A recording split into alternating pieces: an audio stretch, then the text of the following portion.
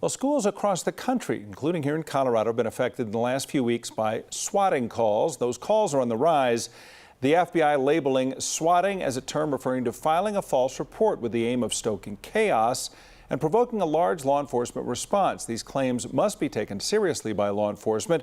That means at schools, all buildings have to be searched and cleared, and these calls often happen in clusters, like what's happened here in Colorado this week.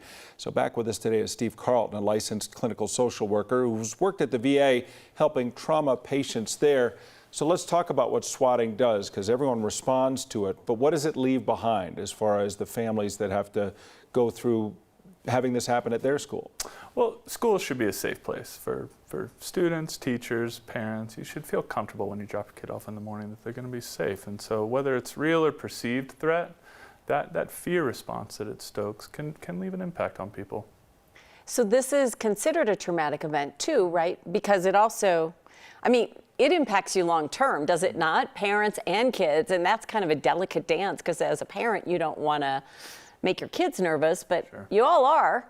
It's the response that matters when you think about trauma, because you're right, it's a real or perceived threat. So the important part to think about there is if it stokes a really intense fear response or panic, that is ultimately what can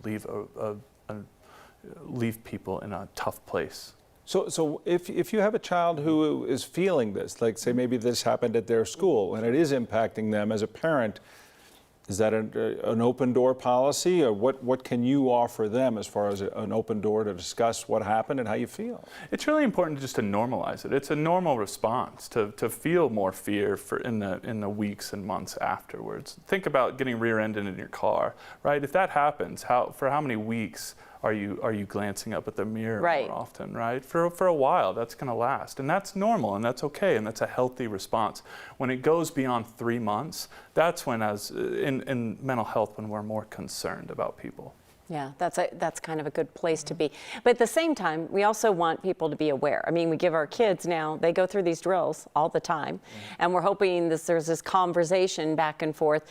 As they get a little bit older, is it fair to talk to them about who these people are? You know, we don't know who these swatting people are, but like in general, how this is done and the long-term impact it has? Absolutely.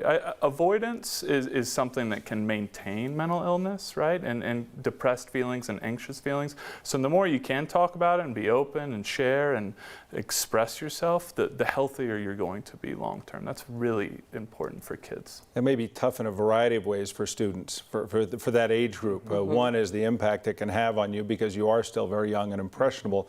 And two is you may not feel like reaching out. You may feel like, I don't want to be the one who says I'm not handling this well. Right, and that is the normal response. So as parents and adults in people's lives, we have to model that. We have to be open and share ourselves so that we can teach kids and these students that that's how you respond when things like these happen. Yeah, I think initially we think about all the police response, and it turns out to be nothing. You're thinking, wow, that's too bad. They had to respond and look into this. But then we forget about the emotional impact. Absolutely. And people have healthy coping skills and they have unhealthy coping skills. And it's okay to have both, but you need those healthy coping skills. And at Gallus, that's oftentimes when people develop substance use disorders when they come into the clinic because they've experienced traumatic events and things like that. Yeah, I worry about getting good at it. You know, that you're being put through this stuff, that you do develop a callus or you do develop a skill set that, most of us didn't have to develop as kids. Yeah, it is unfortunate, but I think there's hope that people can develop healthy coping skills, and hopefully there are role models out there that are modeling that for people. Let's hope. Let's hope. Thank you so much for coming in to talk about it. It's important, and I guess we got to just keep the conversation going. Yes, absolutely.